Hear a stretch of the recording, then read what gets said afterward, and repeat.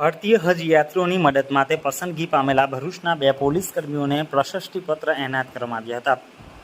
હજ committee of India તરફથી ચાલુ વર્ષે સાઉદી અરેબિયા ખાતે ભારતીય કોન્સ્યુલેટ જિદ્દાહનાઓને ભારતીય હાજીઓની મદદ માટે પસંદગી પામેલા ભરૂચ જિલ્લાના 2 પોલીસ કર્મચારીઓ આરિફ અહેમદ પટેલ, મોહમ્મદ ગુફરાન, મોહમ્મદ આરિફ શેખે ખૂબ જ નિષ્ઠા અને ખંતપૂર્વક સાઉદી અરેબિયા ખાતે ફરજ બજાવી હતી.